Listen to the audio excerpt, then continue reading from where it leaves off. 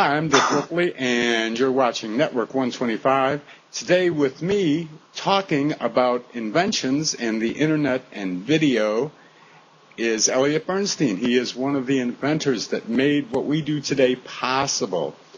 Eliot, tell us a little bit about your inventions and what you invented, how they were created.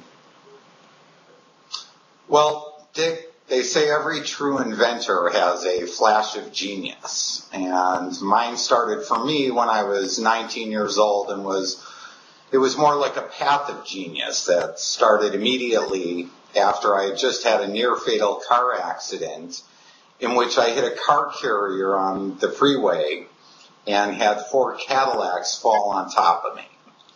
I broke my neck and my face, and I landed in a spinal unit in traction in a coma.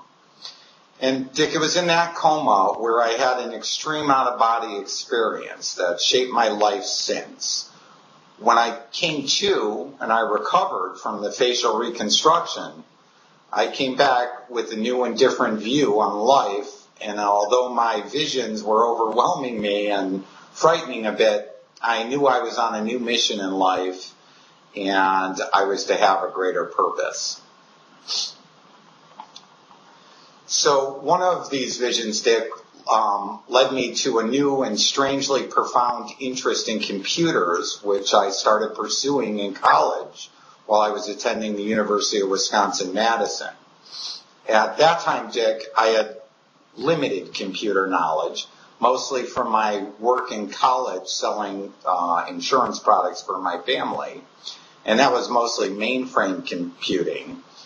And even though I didn't understand at the time what my new feelings and passions were all about, I now see the dreams becoming realities before my very eyes, including what's led me to the discovery of the 2 inventions we're going to discuss today, which have changed the world as we know it, as my story will show you.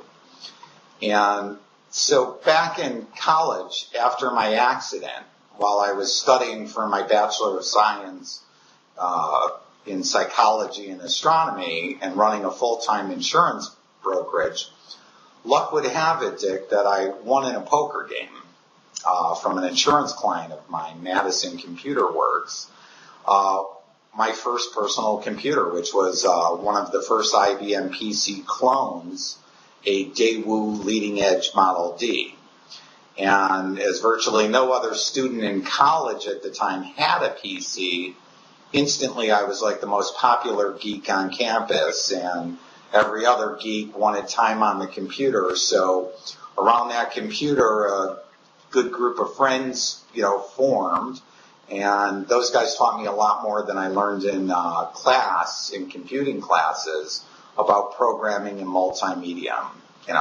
It was a great time, and it was a great way to, make friends in college.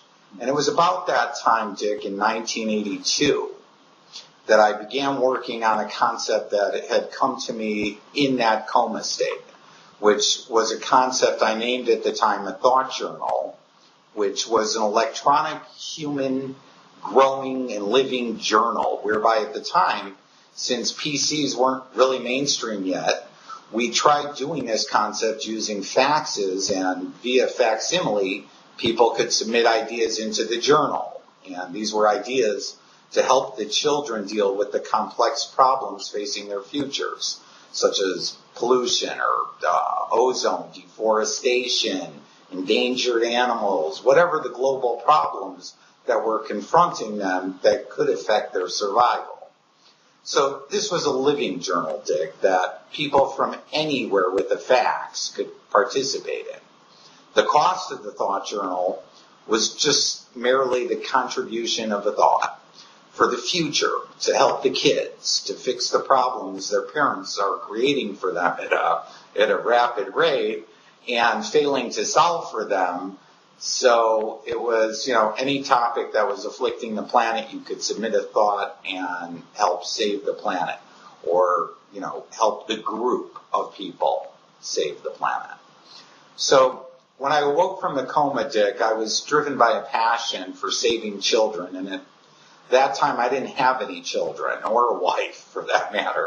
I was just a college kid with this group of geeks, many who were working with me in my family insurance business out of my dorm room.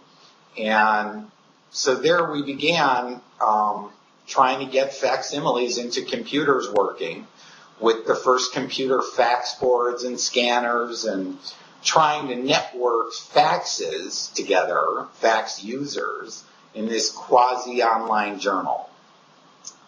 Well, Dick, of course, at the time, there was no computers with fax machines built inside them, and there was no internet. So this was far more complex than you can imagine today with all of that coming out of the box, standard on every computer. So attempting to get the idea to work at the time, on the other hand, seemed impossible, as we encountered problems that, one scan took up the entire hard drive. The whole, at that time, Dick, you only had 20 megs of hard drive. It wasn't gigabytes. So one fax took up the entire computer. And the journal, took up the computer with only a few people's thoughts in it. And so we actually began attempting to worm hard drives together to make them bigger, right, connecting multiple drives together. But, none of that was working. And getting networks to work at that time was virtually impossible and basically in its infancy. So with that, I put the thought journal basically on the back burner for a few years. I printed and bound up everybody's thoughts and letters in a book, and I filed it away. And even though it sat on my bookshelf, I pursued it as a hobby, basically, trying to solve the various problems. I knew we had to bring the people around the world together, Dick, bring the power of millions of minds together to solve our global problems. I just wasn't sure how it would happen yet or what the medium that could handle it would be. So, I maintained my passion for computers and multimedia, using them, mainly for my insurance business and later for another company I worked for, Rocket Cargo, an international freight forwarder that specializes in entertainment shipping for bands. They handle about 80% of the world touring performers. And in both businesses, Dick, I used my computer skills to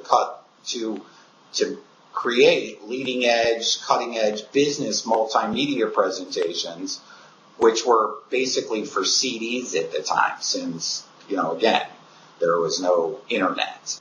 Eliot, this is an amazing story. We're going to be right back after a word, and we'll be talking about Microsoft a little bit.